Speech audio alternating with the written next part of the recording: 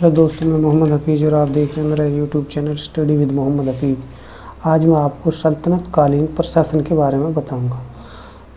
तो सीधे चलते हैं टॉपिक की ओर। देखिए, सल्तनत कालीन प्रशासन। सल्तनत कालीन प्रशासन जो होता था वो उसके जो सेंटर होता था, यानी एक तो केंद्रीय प्रशासन होता था, दूसरा प्रांतीय प्रशासन। प्रांतों के नीचे सिख होते थे जिनको जिला बोला जाता था, सिख के नीचे परगना, फिर ग्राम प्रशासन। ठीक है, तो देखिए चलिए करते हैं बात। जो केंद्र था उसमें प्रमुख कौन था? उसमें सुल्तान प्रमुख होता था। सुल्तान एक जो दरबार लगाता था उसको मजलिस खलवत कहते थे। क्या कहते थे? मजलिस खलवत। जो मजलिस खलवत था वो भी दो तरीके का था, एक था बार आम और एक था बार खास। जो बार आम था उसमें सुल्तान खुद न्याय करता था, यानी स्वयं न्यायाधीश होता था। ठीक है, उसके बाद हम बात करते हैं दीवान विजारत की, यानी इसमें जो केंद्र में एक दूसरा जो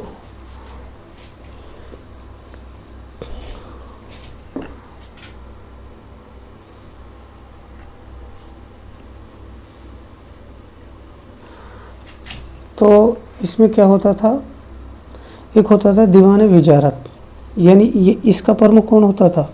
वजीर। दीवान विजारत के नीचे होता था दीवान अर्ज।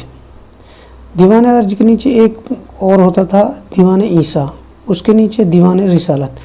ये 5 केंद्र के मुख्य स्तंभ थे, यानी सुल्तान, उसके नीचे वजीर, फिर दीवान अर्ज यानी सैन्य विभाग था, ये दीवान ईसा ये पत्राचार विभाग था, और दीवान रिसालत। ठीक है, अगर प्रांत की बात करें तो प्रांत को उस समय में सल्तनत काल में विलायत या इक्ता कहा जाता था, जिसका प्रमुख वली या मुक्ता होता था।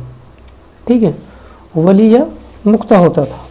उसके बाद सिख आता था। सिख को उस टाइम में, यानी जो अब जिला है तो जिले को उस टाइम में सिख कहा जाता था। इसका प्रमुख होता था सिकदार। कौन होता था? सिकदार। परगना का प्रमुख आमिल होता था और ग्राम का प्रमुख खूत या मुकदम होता था।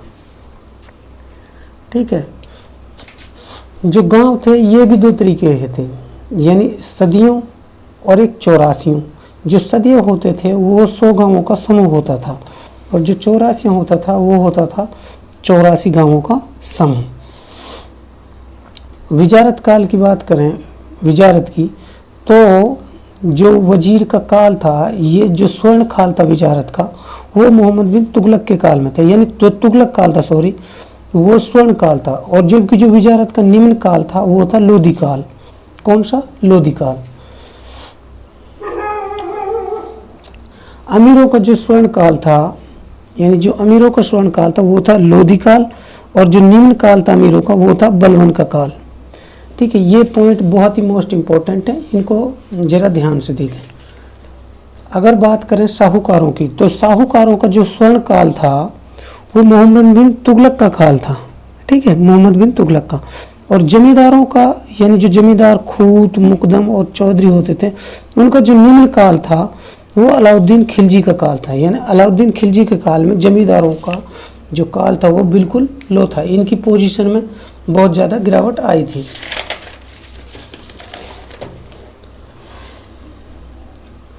अब देखिए केंद्रीय प्रशासन के बारे में,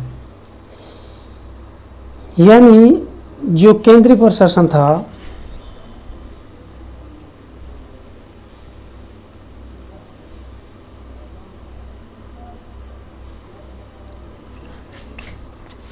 केंद्रीय प्रशासन, केंद्र में सुल्तान प्रमुख होता था। ये अपने अधिनियम और नियम स्वयं बनाता था, और उन नियम और कानूनों क्या कहते थे? उसलूब और जवाबित। ठीक है, सुल्तान की जो उपाधि होती थी वो होती थी अमीरुल मोमिनीन की। खुद को सुल्तान दारुल खिलाफा कहता था, यानी खलीफा का घर। महमूद गजनवी ऐसा पहला सुल्तान था जिसने सुल्तान की उपाधि धारण की थी। ठीक है, इल्तुतमिश ऐसा पहला सुल्तान था जिसने उत्तराधिकारियों के नियम को वंशानुगत किया था। ये सारे पॉइंट बहुत ही इम्पोर्टेंट है। अच्छा, मंत्री परिषद देखिए सेंटर में, यानी केंद्र में, तो 4 मंत्री महत्वपूर्ण थे। नंबर 1 था दीवान विजारत, जिसका प्रमुख वजीर होता था। जो वजीर का कार्य था वो था राजस्व और वह अर्थव्यवस्था को देखना। अच्छा, जो अल-मावर्दी हैं, जो अल-मावर्दी हैं वो क्या कहते हैं कि वजीर 2 प्रकार के होते थे, एक तो वजीर तनफीज और एक वजीर तफवीद। जो तनफीज वजीर होते थे इनका जो अधिकार था वो सीमित होता था, और जो तफवीद थे उनका अधिकार तो था वो असीमित होता था, यानी बहुत ज़्यादा अधिकार होता था। अच्छा, जो वजीर थे ये मुग़ल काल में सर्वशक्तिमान हो गए थे, यानी वजीर मुत्तलक, ठीक है, बहुत ज़्यादा शक्तिशाली हो गए थे। अगर प्रथम वजीर की बात करें तो महमूद गजनवी का जो प्रथम वजीर था वो था अब्बास फजल बिन अहमद। कौन सा था? अब्बास फजल बिन अहमद। जबकि ऐबक का प्रथम वजीर जो था वो था फ़क्र मुदब्बिर। इल्तुतमिश ने जो अपना प्रथम वजीर बनाया था वो फ़खरुद्दीन इसामी को बनाया था।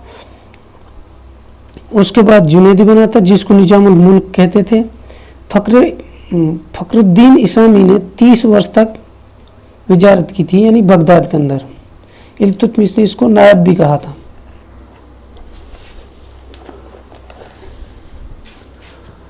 अगर बलवन काल की बात करें तो बलवन काल जो था वो वजीरों का निम्न काल था, फिर भी इसमें सर्वप्रथम ख्वाजा हसन बसरी को अपना वजीर बनाया था। अरीज मुमालिक, इन्होंने अहमद अयाज को बनाया था। सॉरी, देखिए, जो अरीज मुमालिक था ये एक पद इसने नया बनाया था, और अरीज मुमालिक का जो मुख्य बनाया था वो अहमद अयाज था। जो अरीज मुमालिक पद नया बना था इससे वजीरों की शक्ति घट गई थी, यानी वजीरों की शक्ति में कमी आई थी।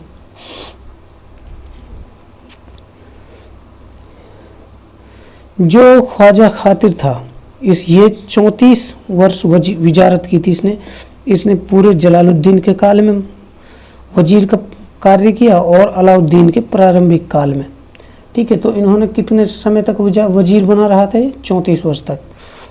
अलाउद्दीन ने जो वजीर का पद था ये सैनिक नेताओं को दिए थे। किसने? अलाउद्दीन ने। इसलिए उन्होंने 1297 में नुसरत खां को, यानी जो जिसको ये बोलते हैं मलिक ताजुल मुल्क काफूर को 2 पद दिए थे। कौन कौन से दिए थे? 2 पद। एक वजीर का पद दिया था, एक दिया था मलिक उस सल्तनत या नायब। अलाउद्दीन ने नायब वजीर सरफुर कायानी को बनाया था। खिलजियों का अंतिम वजीर जो था वो था खुसरो मलिक था। कौन था? खुसरो मलिक। इन्होंने नायब पद ग्रहण किया था और स्वयं सुल्तान बन गया था, और अपना वजीर इन्होंने आइनुल मुल्क महारू को बनाया था। किसने? खुसरो मलिक ने। अगर गियासुद्दीन तुगलक की बात करें तो ये नए प्रयोगों जैसे भूतपूर्व वजीरों जैसे ख्वाजा खातिर को से ये परामर्श करता था। मोहम्मद बिन तुगलक जो था उसने अहमद अयाज को खास वजीर बनाया था और उसकी उपाधि दी थी ख्वाजा जहां, ठीक है, और उसको वजीर बनाया था। किसको? अहमद अयाज। किसने? मोहम्मद बिन तुगलक ने।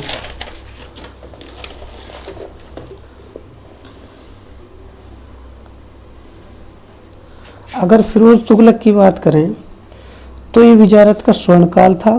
तेलंगाना ब्राह्मण खान जहां मकबूल प्रथम को इन्होंने वजीर बनाया था, और उसको ये फिरोज शाह भाई भी कहता था, और सारी सफलताओं का श्रेय इन्होंने खान जहां मकबूल को ही दिया। इसकी मृत्यु के बाद 1369 में जब इसकी मृत्यु हो गई थी तो इसका पुत्र था जोना खां। उसको खान जहां मकबूल द्वितीय के नाम से जाना जाता था को वजीर बनाया, और जोना खान ने फिरोज से सिग्नेचर करा लिए थे कि जो विजारत का काम है यानी उसके ही कुल के पास रहना चाहिए, यानी जो विजारत है वो उसके कुल के पास ही रहेगी। किसने सिग्नेचर करा लिए थे? जोन खान ने। अगर लोधियों की बात करें तो उमैयदी खलीफाओं से इन्होंने बिना वजीर के ही इन्होंने शासन किया था। सैयद वंश में मुबारक शाह ने जो वजीर बनाया वो सरवरुल मुल्क को अपना वजीर बनाया था, जो एक स्वरूप नाम का हिंदू था, ठीक है। बहलोल लोधी के काल में वजीर का पद रिक्त रहा था।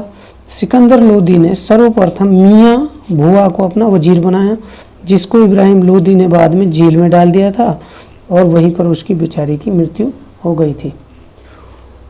वजीर की मदद के लिए मुशरिफ ममालिक होता था, जिसको महालेखाकार कहते थे, यानी आय का लेखा जोखा रखता था। एक मुस्तौफिक ममालिक होता था, यानी महालेखा परीक्षक। फिरोज ने इस पद पर जियाउल मुल्क अबू राजा को रखा था, जिसको इसने यातना भी दी थी। ये व्यापक हिसाब किताब रखता था, महालेखा परीक्षक।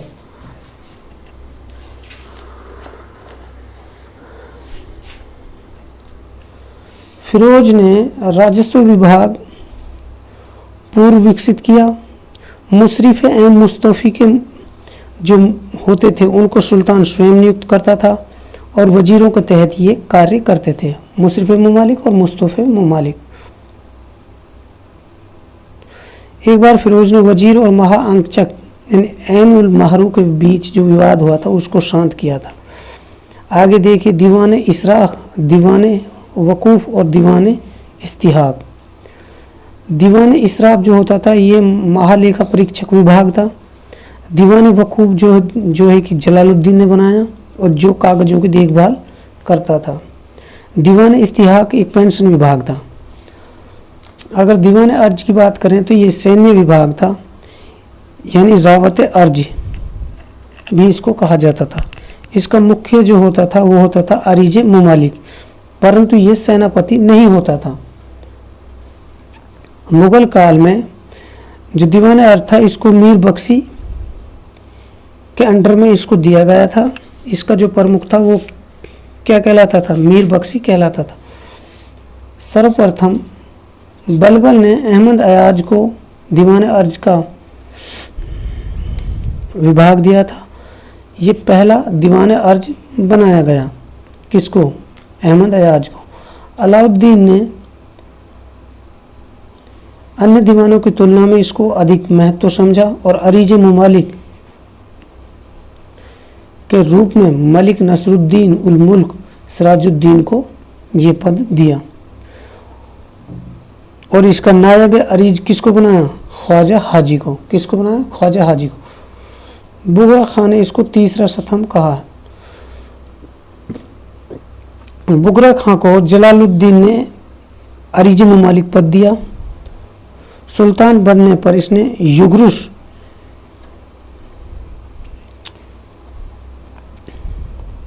फिरोज ने गुलाम बशीर इमादुल मुल्क को भी वरीज ममालिक बनाया, यानी दीवान अर्ज का प्रमुख बनाया।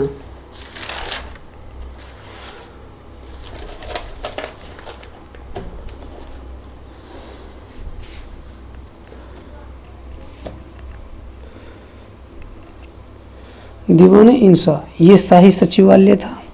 इसका प्रमुख दबीर ममालिक होता था। मिनहाज ने दीवान इस अशरफ इस विभाग को कहा है। ये पत्र व्यवहार अनुदान आदेश यहाँ से होते थे। किसने कहा? मिनहाज ने कि दीवान अशरफ था। दीवान रिसालत जो होता था वो एक धार्मिक विभाग होता था। सतीश चंद्र जो इतिहासकार वो क्या कहते हैं कि फिरोज लोक शिकायतों को के लिए ये बनवाया था। किसने? फिरोज ने लोक शिकायतों के लिए इसको बनवाया था, दीवान रिसालत को। अगर अन्य अधिकारियों की बात करें तो नायब, ये नायब ममलिकात यानी सुल्तान के बाद इसको माना जाता था। बैराम शाह ने किसको नियुक्त किया था? ऐदगिन को। वजीर सर्वश्रेष्ठ क्या था? यानी ये दोनों पद एक व्यक्ति को दिए गए थे। किस किस को? देखें, तुगलकों ने इसको खत्म कर दिया। मलिक कफूर और नसरुद्दीन खुसरो को ये दोनों पद दिए। किसने? अंतिम तुगलक जो था नसरुद्दीन महमूद, उसने वकील सुल्तान ये शासन व्यवस्था और सैनिक उत्तरदायियों का के लिए जिम्मेदार होता था। कौन? वकील सुल्तान। 15वीं शताब्दी में सैयदों ने वकील सुल्तान एक लोकप्रिय यानी इसको लोकप्रिय किया था। किसने? सैयदों ने। सैयदों के काल में ये जो वकील सुल्तान था ये लोकप्रिय हुआ था। इसी तरह एक वकील दर होता था। ये राज परिवार से जुड़ा हुआ और सर्वाधिक महत्वपूर्ण अधिकारी था। यहाँ शहजादाओं की शिक्षा होती थी। हफीफ क्या कहता है कि फिरोज ने मदिरा विभाग इसके अधीन किया था, यानी शराब विभाग। मुगल काल में मीर समा का पूर्वगामी था ये, यानी मुगल काल में मीर समय का पूर्वगामी इसको कहा जाता।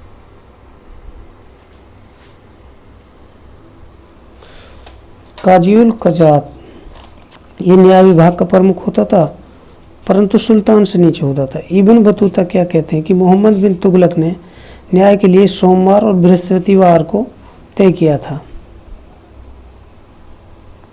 बर्नी क्या कहते हैं कि दीवान रिसालत अदालतें इसने बनवाई थी। ठीक है। नसरुद्दीन महमूद क्या कहते हैं कि मिनहाज क्या कहता है कि दिल्ली का प्रमुख काजी बनाया गया। किसको? नसरुद्दीन महमूद। अलाउद्दीन ने हमीद को और मोहम्मद बिन तुगलक ने इब्न बतूता को दिल्ली का मुख्य काजी बनाया। सेना में न्यायाधीश जो होता था उसको काजी लश्कर कहा जाता था। अमीर दाद ये बड़े शहरों के न्यायाधीश होते थे और इसका सहायक नायब दादबक होता था। मुफ्ती क्या होता था? ये कानून व्याख्याता होता था। हिंदुओं के मुकदमों का निर्णय गैर श्री कानून से किए जाते थे। मोहम्मद बिन तुगलक के काल में क्या हुआ? सिराजुद्दीन अबू सफ़ा अबन उमर बिन इसहाक बिन अहमद आसिफ वली अल अवधी विधि शास्त्री रहता था। यानी इतना बड़ा नाम है। सदर उस सदूर क्या होता था? ये धार्मिक विभाग का प्रमुख, ये धर्म विभाग का प्रमुख होता था। जकात के धन पर इसका अधिकार होता था। मस्जिद, मकतब, मदरसों आदि की मदद करना इसके अंडर में आता था। किसके? सदरुल सुदूर के। काजीउल कुजात और सदरुल सुदूर ये दोनों पद एक ही व्यक्ति के पास होते थे। बरीद ममालिक गुप्तचरों का प्रमुख होता था। राज्य का मुख्य संवाददाता होता था। बलवन अलाउद्दीन खिलजी का मुख्य हथियार बरीद ममालिक ही था। इससे उन्होंने क्या किया? अमीरों पर नियंत्रण पा लिया था। बलबन ने बदायूं में एक बरीद का वध किया था। ठीक है।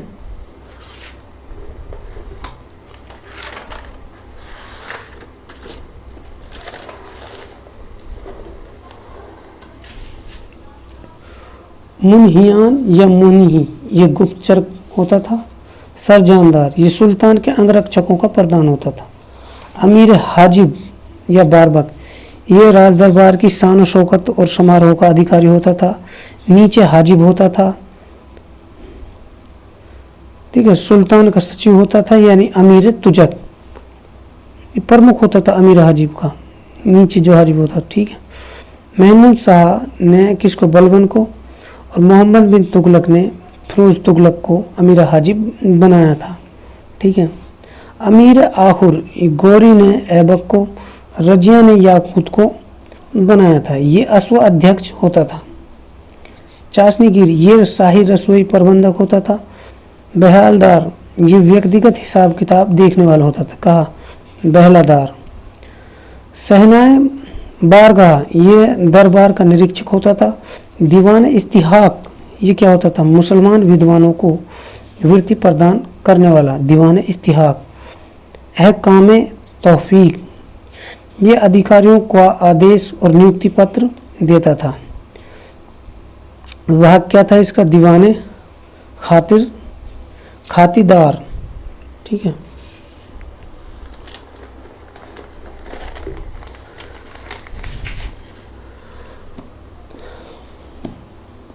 अगर प्रांतीय प्रशासन की बात करें तो प्रांतों में क्या था? इनको विलायत कहा जाता था। एकता या विश्व इसका जो प्रमुख होता था वली, मुक्ता, नाजिम होता था। ठीक है। मुगल काल में अर्थ क्या था? यानी मुगल मोहम्मद बिन तुगलक के काल से। आधुनिक अर्थ अकबर के समय से। ठीक है। शहर व प्रांत क्या थे? महरूसा यानी सेना का सेना युक्त प्रांत को क्या कहा जाता था? महरूसा। बर्नी क्या कहता है कि 20 प्रांत यानी दक्षिण को छोड़कर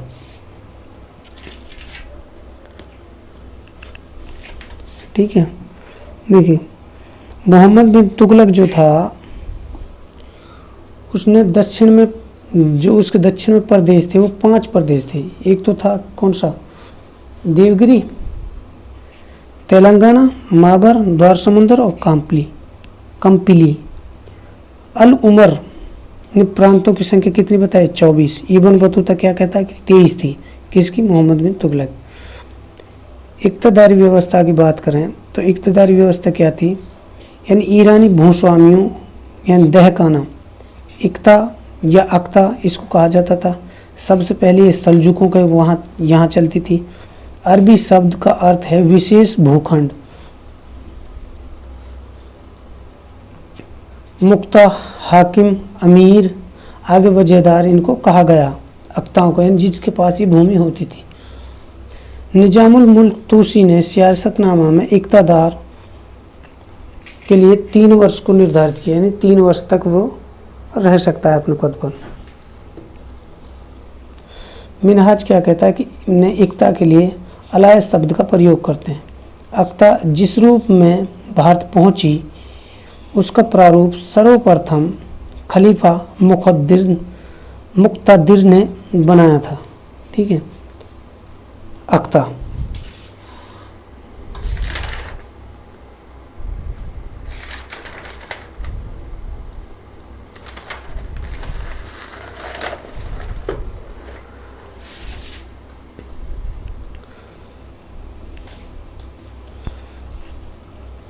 इक्ता क्या थी, देखिए इक्ताए तमलीक और इक्ताए इस्तिगाल ये प्रांतीय सतर की थी, यानी बंजर भूमि आती थी इसके अंदर। ये लघु फौजदारी और छोटी इक्ता होती थी। तो फिर इक्ता के अनुमानित आय में बढ़ोतरी, फवाजिल यानी इक्ता से प्राप्त अतिरिक्त आय जो केंद्र का हिस्सा होती थी। जलालुद्दीन ने अलाउद्दीन को मुक्ता किया था। इक्ता ये केंद्र का इस पर नियंत्रण होता था, हस्तांतरित ये हो सकती थी। रेवेटरी ने क्या कहा है कि ये यूरोपीय फिक से इसकी तुलना की, यूरोपीय फिक से यानी सामंतवाद, यानी केंद्र का नियंत्रण था इस पर। बदाई क्या कहते हैं, ताजुद्दीन, संजर, कुतलुग और मिनहाज ने इसको क्या बताया, यानी बलवन ने 30,000 आय वाले गांव को मुक्ता के रूप में दिया था। अगर विकास की बात करें हम तो गौरी के काल में ये प्रारंभ हुई, यानी 1192 में ऐबक के लिए हाँसी की इक्ता दी गई थी। नसरुद्दीन ऐतमीर ने के लिए उच्च और मुल्तान की, जबकि कुपाचा के बाद कुबाचा को उच्च की इक्ता प्रदान की गई थी। इल्तुतमिश सबसे महत्वपूर्ण जो इल्तुतमिश के लिए इक्ता मिली थी वो बदायूं थी, यानी दिल्ली की सबसे बड़ी इक्ता थी। इल्तुतमिश ने बड़े स्तर पर कार्य किया। दोआब में 20,000 तुर्की सैनिकों को इक्ता दी और ये प्रशासन का प्रमुख अंग बन गई। क्या इक्ता, यानी जिसके लिए जितनी बड़ी इक्ता वो इतनी ही सेना सुल्तान के लिए प्रदान करता था। बलबन काल में इक्ताओं में ख्वाजा या साहिब दीवान नियुक्त हुए। 2000 इक्ताओं की जांच कराई किसने, बलबन ने। कोतवाल फखरुद्दीन की सलाह पर। सवार कल्ब इनको 3 श्रेणियों में बांटा। फवाजिल क्या होता था, सर्वप्रथम सुल्तान के पास भेजने का नियम बनाया किसने, बलबन ने। अलाउद्दीन ने इक्ता को खालसा में बदला था और ये बदलने व नगद वेतन देने की परपाटी इसने चलाई थी किसने, अलाउद्दीन खिलजी ने। गयासुद्दीन ने राजस्व मुक्ता का स्पष्ट विभाजन किया था। मोहम्मद बिन तुगलक ने के 2 अधिकारी थे, कौन कौन से, अमीर और मुक्ता, और एक वली उल खराज, ठीक है। जो अमीर या मुक्ता होता था ये सैनिक अधिकारी होता था, जबकि जो वली या खराज होता था ये आय एकत्रित करता है, यानी आर्थिक अधिकारी होता था। मोहम्मद बिन तुगलक ने राजस्व वसूली की ठेका यानी मुक्ता प्रथा यानी इजारेदारी प्रथा प्रारंभ की थी। फिरोज तुगलक ने अक्ता का हस्तांतरण प्रथा कमजोर हुई किसके काल में, फिरोज के काल में। पुनः भूमि माध्यम से वेतन देना प्रारंभ किया और ये वेतन देना क्या वजह कहा जाने लगा। इतलाकनामा प्रचलन किया किसने? फिरोज तुगलक ने। जो लगान से वेतन प्राप्त करने का नियुक्ति पत्र था, क्या? इतलाकनामा। मुक्ता को प्रोत्साहित किया।